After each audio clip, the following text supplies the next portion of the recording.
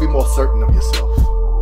It's too much control to give somebody that what they say controls who you are and what you believe. You got to be so convinced about you. You know exactly who you are, what your gift is. You got to know how great you are. Man, you cannot go through life looking for someone to be a co-signer of your talent. If I need you, that's too much control to give somebody else. If they co-sign on my talent and say I'm good, I'm good. I know some people are going to say you cocky. I say it all the time, man. Confidence only look like cockiness to insecure people. Are you convinced about you? See, that's why people are so fragile. That's why they're so fragile about their gift. That's why they care so much about what people think.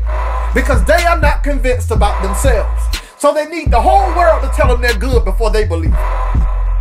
How great are you when you're by yourself?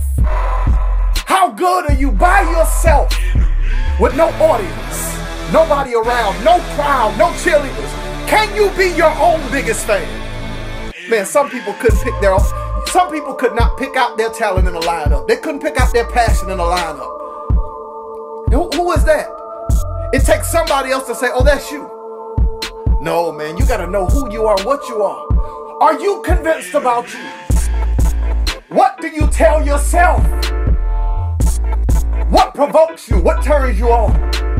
What moves you to do something? What moves you to not sit on the sidelines of life and not go through life being a window shopper? Man, come on. At some point, you got to go in and seize opportunities and purchase with hard work. Man, I refuse to walk through life expecting somebody else to believe in me before I believe in myself. I believe I'm great. I believe I'm great. I'm not cocky. I know I'm putting in the work. It reminds me of a story of a little boy that one day he woke up and every day he would watch boxing with his father. His father was a huge boxing fan.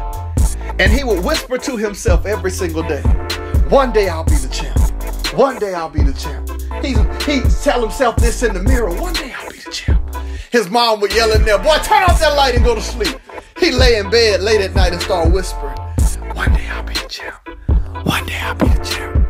One day I'll be the champ. He'd wake up in the morning, look himself in the mirror and say, one day I'll be the champ. He walked through the hallways at school and say, one day I'll be the champ. He started believing it. 10-year-old boy thinking one day he'll be the champ. Everybody thought he was crazy. Told him go to college, do something else with your life. One day I'll be the champ. One day I'll be the champ. He was thoroughly convinced that one day he'd be the champ. Well, life happened to him. And he realized that, okay, maybe it just couldn't happen for him. Well, he got his shot one day. There was this man who was this brutal champ. He would beat people so bad, man. He would send people to the hospital, break bones, collarbones, disabled people. He left people in wheelchairs. He was so good. Well, the little boy had now become a grown man and finally got an opportunity to fight this champion who was beating people. Well, he got his shot. Round one, he was convinced he was going to win, but it was so brutal. Blood coming out everywhere, splattering on people in the front row. Second round, it got even worse. People couldn't stand to watch it. I mean, it was horrendous how bad the champ was beating this man. They figured, why is he even in the ring? By round 5, his camp told him, listen, man, we can't stand to watch it. We're throwing in the towel. He said, no, don't throw in the towel. Don't do it. I waited my whole life on this opportunity.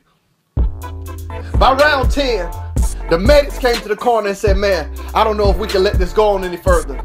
The referee said, listen, I'll give you one more round, and then I got to stop the fight. They noticed that the man started walking around talking to himself. He wouldn't even sit on the stool in his corner. He just started standing in the corner, pacing, talking to himself, just mumbling words. They saw his mouth moving, but didn't know what he was saying to himself. They kept wondering, what is this man saying to himself? His mouth is moving, but we have no clue what he's saying. He comes out.